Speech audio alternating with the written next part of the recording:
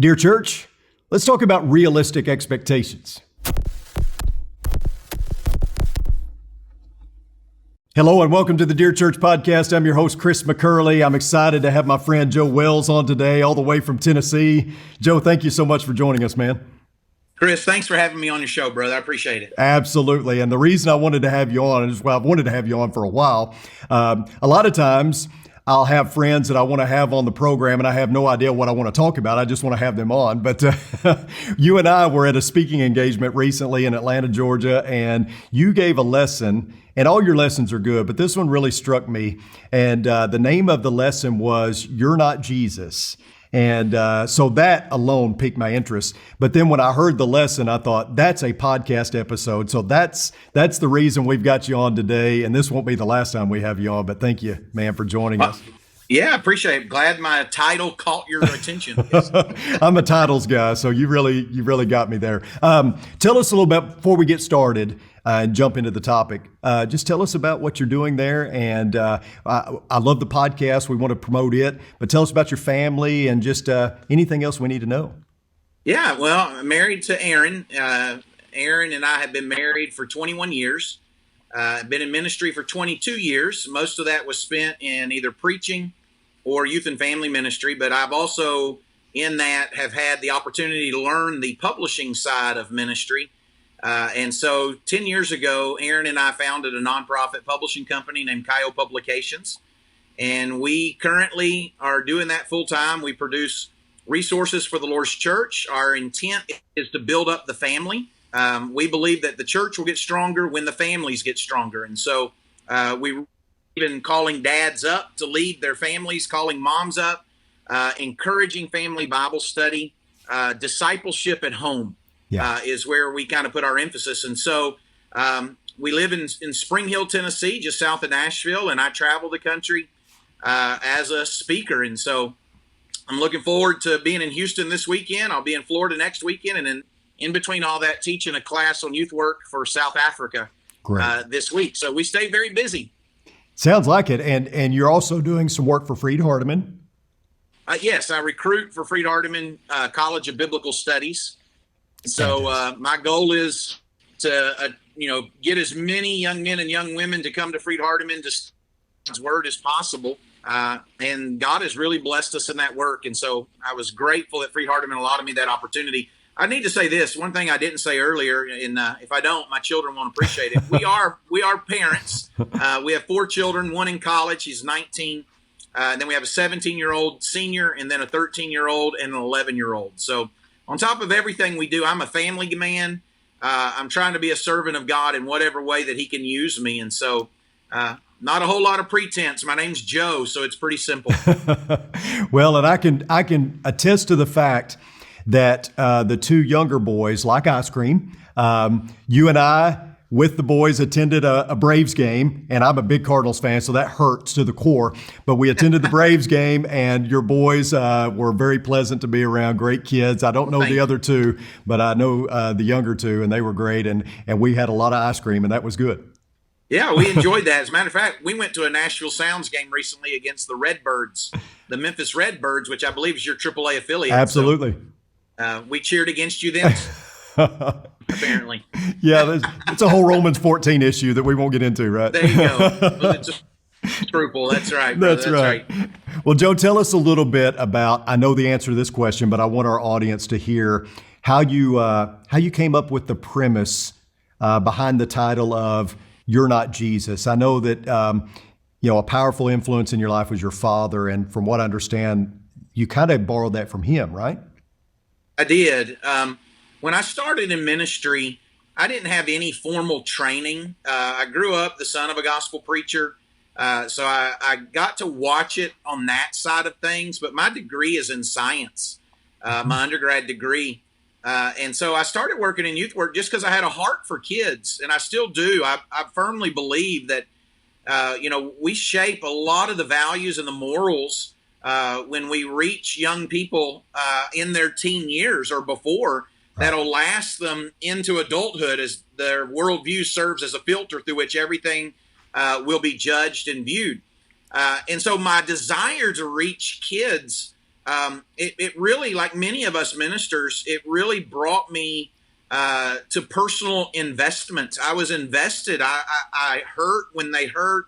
I smiled when they smiled. I mean, as sad as it sounds, when they got their driver's license, I was just thrilled for them. Right. And so I was very invested in them.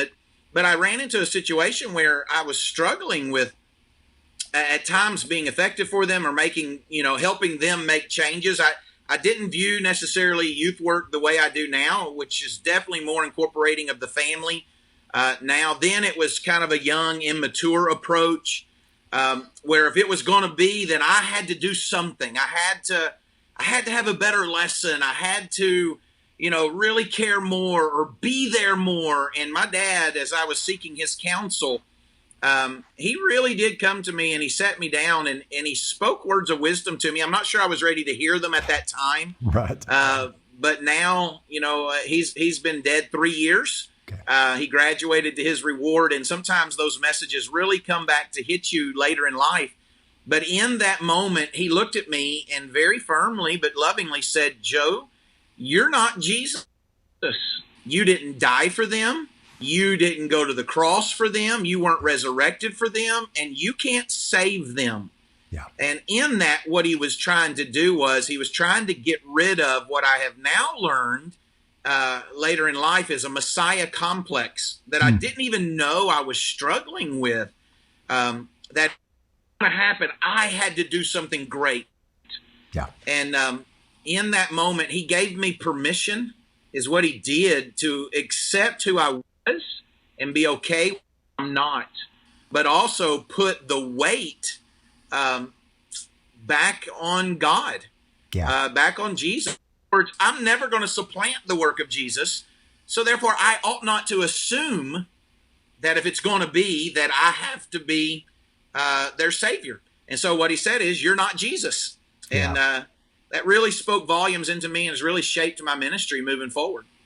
Yeah, and it really spoke to me when you were preaching that because, I feel like that like a lot of preachers, I think any preacher worth his salt is going to pour his whole life into it, that it's not just a job, it's who he is kind of at his core and what he wants to be about. And so with that comes all the stresses. I can totally relate to Paul when he talks about all the things he endured physically and is, oh, by the way, and then my worry or my concern for all the churches.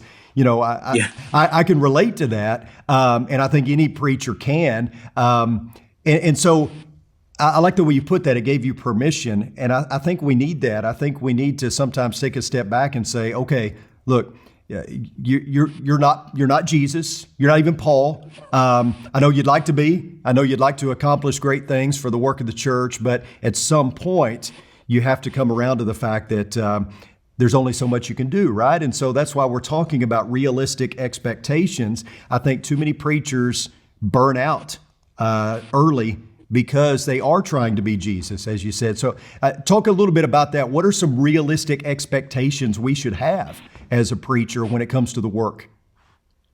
Yeah, well, obviously, from my standpoint, realistic expectations are shaped by love of God and love of people. Yeah. I really try to hit on those two concepts to ground me. And so, if all else fails and I'm getting back to all the day in and day out responsibilities, I go back to those two concepts of making sure that God is number one and are number two. Yeah. And sometimes the imbalance occurs because I get so busy trying to prepare for various ministry endeavors or maybe that next lesson, which as much as I would love to tell you in my ministry that every time I studied for the next lesson that it was about me, but sometimes it was about I have to push through this text and come up with a creative way to deliver it and the illustrations that are going to connect. And it wasn't that I didn't benefit. I always benefit every time I prepare for lessons. But it wasn't necessarily, if I'm just being real, right, Chris, your podcast, let's just be real. Yep. It wasn't necessarily for me to walk closer with God.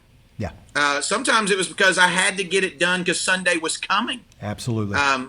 And so in those times, I have to reevaluate and say, okay, what are realistic expectations? Number one, my walk with God. I've got to make sure of that one. Number two, my love for people, and love for people is more than verbal. Sometimes we use that and we feel like we're accomplishing a lot. And some of those illustrations I've used before are this. If I tell you I love you, but I never show you, then the question is, do I really love you? Yeah. And so the work of a minister is more than just the pulpit work on Sunday. It really is loving people. And in order to love people, I have to listen to people. I have to be attentive to people. Sometimes in my ministry, one of the things I've done that really wasn't kind. It really wasn't, is where maybe I would say, you know what, I'm just going to be praying for you. And I would on my own, but that's different. Somebody pours their heart out to you. Yeah. And in that moment, you stop and say, can we just pray right now? Yeah. People appreciate that, right? So those aren't high expectations. Those are just being in the moment, ministering in the moment to the people right then. If somebody's hungry, don't say, well, you know what, a week from now, we'll start a meal train and we'll get you a meal a week from now. No, that's right. And so I learned, the expectation is just simply be in the moment with those people. But I also will say this, in loving people, it involves effort. I don't know of ministry that isn't, I respectfully, isn't taxing on you. Yeah. I don't know of a ministry that doesn't involve your stress, because anytime you work with people in their high moments and in their low moments, if you truly love them, that's going to impact you. Yeah. And so I don't know. I've taken the approach now that my job as a minister really falls in line with Ephesians chapter 4, that God placed within the church pastors, teachers, evangelists, prophets, but it was to equip the saints for the work of the Lord, to help the whole grow into maturity. And so my ministry mentality now is this, whereas before it was, I've got to be the guy who does it all. It's more of a sense of, no, I really do need to be in the moment with people, make sure my relationship with God is number one, but I have a responsibility to call other people up and to equip other people to do the ministry. And then I've got to try to equip them. And I'm not the only one who does that. Elders do that. Teachers do that. We don't have prophets in our time in the sense of Ephesians 4. Don't get me wrong. Sure. But we do have those who relay the word of God. But that's when I say I became okay with who I was in the hand of God. I think sometimes preachers struggle with, am I doing enough? Am I being enough? Because we haven't relaxed into the hands of God and said, this is who I am. And I would even offer this to your listeners. Chris, you and I, we share a lot in common, but we're even different in our personalities and our strengths and our weaknesses. Sure. And realistic expectations are this. I don't need to be Chris, and Chris doesn't need to be Joe in order to be effective in the hands of God. Totally I need to be okay with who I am in the hands of God. And I think from there, your relationship with God, your relationship with others, being in the moment, calling other people up to lead in ministry, obviously with the day in and day out work. Look, Sunday comes around, you got to be ready to preach. You got to be ready to teach.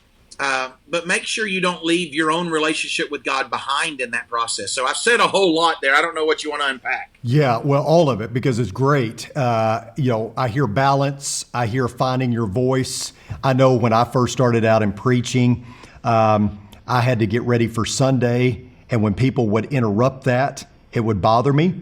And I'm not proud of that. I had to come around to the fact that people are not an interruption to my ministry. They are my ministry.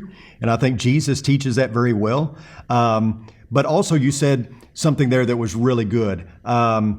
When I was younger, my friend, my neighbor, he had a cousin that was a really good country singer. And he would do some performances for us. And every time he would try to sing like Randy Travis or Conway Twitty or whoever it was at the time.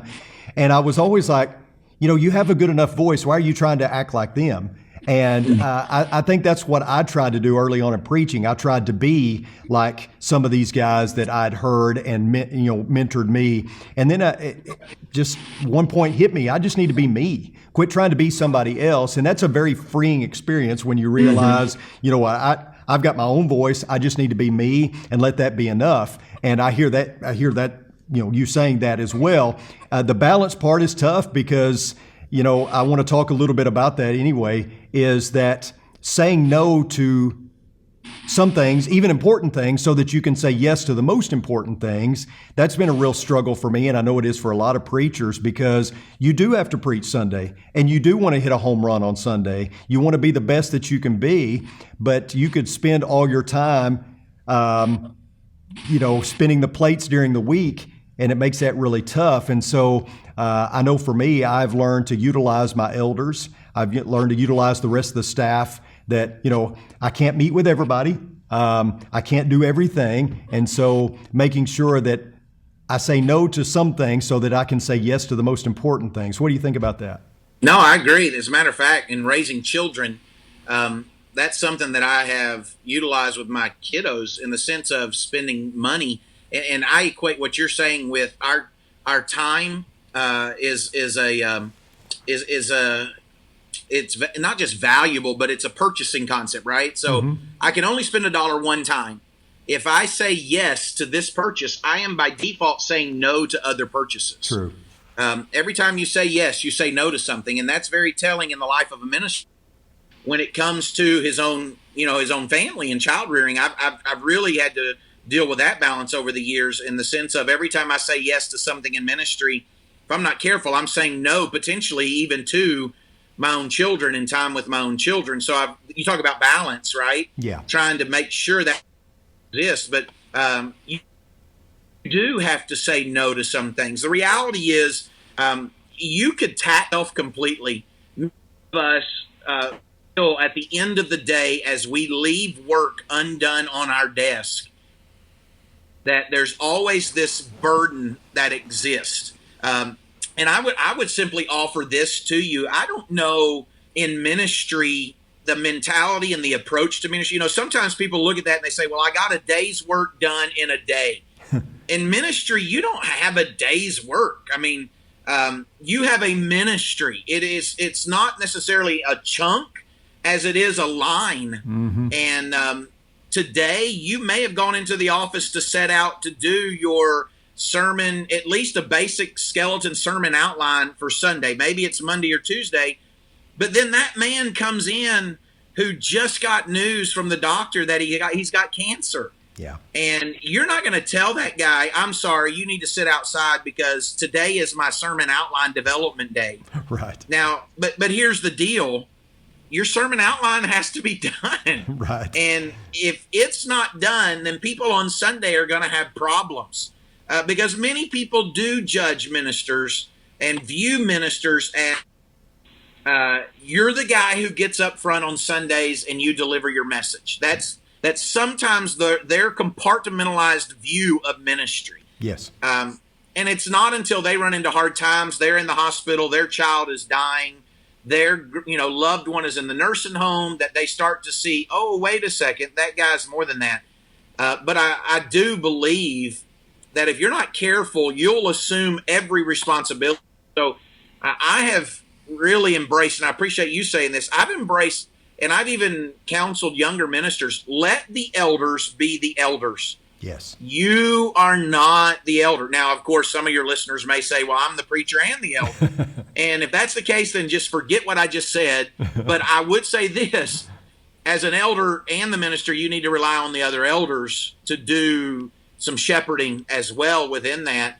But no, I agree with you. You've got to say no so you can say yes. And, I think it's quite funny when I reflect back on Mary and Martha. Jesus comes into their house, Mary sitting at his feet, and Martha gets all twisted, because here she's trying to do what many of us would probably do if a person of prominence were to come to our house. Mm-hmm. She's trying to present a great service to Jesus, and she comes to him and says, hey, tell my sister to get up. I'm the only one serving.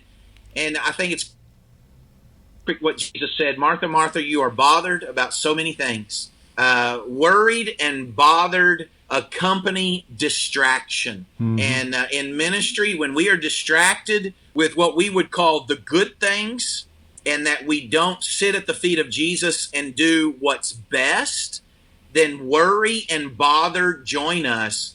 And that's exactly what happened in Martha's life. Yeah. She was distracted, and it accompanied with worry and bother. Yeah, no doubt. Yeah, and I think what happens all too often is you take all of that, and there's an aspect of this that we haven't talked about yet, and that is your family, you know. So you are there for your church family, and you can be so, quote unquote, there for your church family that you're not there for your physical family. And I think about Noah. You know, Noah was a preacher. I think we often forget that. You know, Peter refers to him as a preacher, a herald of righteousness. Probably the most unsuccessful preacher that's ever lived, obviously, but, you know, that wasn't his fault. But the one thing about Noah is he got his family on the boat. And I think that's the key. I think that's every minister's job and number one responsibility is to at least, first and foremost, get your family on the boat. And I hear stories of guys who had a father who was a preacher who said, you know, he was never home because he was always out in the evenings doing Bible studies and all that. That's important work. That's great work. But it's at the expense of a more important work, which is to get your family on the boat. And so that's an aspect of this that we haven't talked about, and an area of balance that we've got to make sure that we get right as well. You can be so busy doing the work of the Lord, which is a great work, the most important work anyone could ever do, and at the same time, do it at the expense of your family, right? Yeah, and that is a concern. I know a concern of many ministers. What if I pour myself into everyone else and my family resent it? Yes. My kids resent Dad wasn't at the ball game. Kids resent that maybe my father wasn't at the recital, or a wife who resents and feels like that minister has put everybody else in front of her. And I'm not going to, come on your show and I've struggled at times with that too. And I'm grateful that, Aaron has brought that to my attention at times.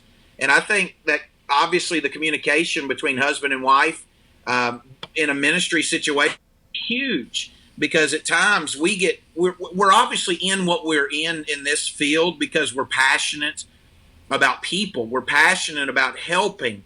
And sometimes when our passion can become a blinder, I guess, to our tunnel vision, right? The horses that have the blinders on them, we say, oh, this is what I'm doing. It's a great thing. And, so our wife needs to come and pat us and say, hey, I'm seeing this. And, it me for our relationship, and maybe she won't say it that, emotional, Right. But then also to have, maybe her to come and say, look, you need to spend more time with your kids. You need to say no. And so in my ministry, right now, Aaron, and I've said this, and it is what I've grown in. I've had to learn this. My calendar sits right here, man. She, I'm the old school guy. I still like to write it down. Aaron has the ability to come in and say, we're busy that weekend, we're busy on that weekend, we're busy on that. As a seminar speaker and a meeting speaker, I travel, right? And so congregations will contact me and say, hey, do you have a weekend in May available? Well, not if Aaron has marked that off and said, you're not available. Yeah. So in some of this, there's not only the reminder, because maybe at times we get those blinders on, but there's also a sense of being proactive, that perhaps since in ministry can become maybe once a week, your wife gets to mark down, okay, on this day, you've got plans. Yeah. You're not available, and you need to make that known. When I'm not available, I'm not available. Yes. And if you've developed a relationship with your ministry staff and with your elders, then you can tell them in advance, hey, look, if a call comes, I'm not available. I'm going to send you a text, and I'm going to ask you to handle it because I am not available tonight. and in the same sense with your children. I think it's wise. And I just read something about social media, actually, social media marketing, but it said this: if it's not on your calendar, it's not going to happen. And what they were talking about was setting up a calendar where you schedule posts, but also you set aside time to develop content. Yeah. And the idea is we all want to do it. Those of us who are trying to have a ministry that's kingdom wide. But I think it's wise that we as ministers keep calendars and put our wife on our calendar, put our children on our calendar, because if they're not on the calendar, it gets real easy to say, oh, we'll do that sometime. Yeah. And then therefore they do get pushed back. So I don't know. There's a little nugget that I've had to learn the hard way over the years. No, I'm with you. And that's something that continues to develop in my life, and I know it does yours as well. I'm a firm believer that you have to teach people how to treat you. And one thing I've learned in ministry, people will take as much as you give, always. And so you have to draw some boundaries. That's not to be mean. It's not to be rude. It's just to keep your sanity, to keep your family intact. I know one thing for me is I take the days off that I'm given. I don't always get Friday because you have a funeral or things like that, or even Saturday because of those kind of things. But typically on Saturday, I don't do anything ministry related. I look over my lessons, but our congregation understands. If you try to call me or text me on that day, I'm not going to answer. I'm probably not going to respond. If it's an emergency, then yes. But other than that, if you have, something you want me maybe to do that day as far as visitation, things like we don't do that on Saturday. That's a day that Right. I've always kept kind of sacred with my family. But there's other things like that, boundaries you can set. And I think, young ministers, especially starting out, when you go to a work, maybe it's a smaller congregation and, elders want you to teach every class and preach every sermon, do every devotional and all that. I think it would be good to kind of from the very beginning say, look, if I do all that, I'm going to burn out quick. We need some of y'all to step up and do these things, and just kind of getting that laid out on the front end. So, Joe, before I let you go, I want to have you plug Kayo and all the other things that you're doing. How can we tune in? How can we get a hold of you as far as seminars, all those kind of things? Just tell us everything we need to know. Yeah, I appreciate that, man. So Kayo Publications is online. It's on social media, but obviously if you went to KAIOpublications.org, you will find all the resources that we have, the books that we offer, things like that. And of course, we're on Amazon and other areas as well. But through social media, we're on Facebook, Instagram. You can look us up there. My email address is joe@kayopublications.org. So maybe in the show notes there, but the podcast you're talking about, one, I would love for some of your listeners to check it out. It's called The Hey Joe Show. Okay. And I'm glad to say we just celebrated 12 years doing that podcast. And as far as I know, I may be wrong, but I think it's the longest running podcast in the Lord's Church dealing with youth, family, and culture. Yeah. So that's our emphasis, youth, family, and culture. And so we try to stay very culturally relevant. Obviously approaching issues pertaining to young people and families from a biblical worldview. Yeah. But also we don't hold back. We don't hold punches. So kind of if people looking at me, they're like, man, he's just a plain spoken guy. Well, that's how we are on our podcast. And Yeah. Aaron and I were co-host, team effort. So you get Joe, and we call her Miss Hey Joe, but she doesn't need that. She's Aaron. And so, yeah, we invite you to check us out. We're on the Light Network. Okay. That's the network that our podcast is on. You can reach them at thelightnetwork.tv. But you can also find us on Apple Podcasts, Spotify, iHeartRadio, places like that. So, yeah, thanks for the plug, man. We'd love to have some of your listeners check us out. Oh, it's great stuff. And the Hey Joe podcast is really good. I think everyone needs to tune into that. And also, if your congregation's looking for a great seminar, have you come down. I think that's great too. And I love that. Yeah, and I want to tell our listeners and viewers that if you have a question specifically about today's show or any of the episodes, but especially for Joe even, we will make sure that he gets it. You can email me at chris.mccurley@rippleoflight.org, and we'll make sure that gets passed along. And of course, we'll pass along Joe's information as well, so you can get a hold of him directly if you want to. And we just thank you, Joe, for being on. I mean, it's great. Thank you. Yeah. Thank you, Chris. I appreciate the opportunity, brother. Absolutely. Great discussion. And we pray that your ministry continues to go well. And we thank everyone for tuning in. Until next time, may the Lord bless you and keep you. Sincerely, Chris.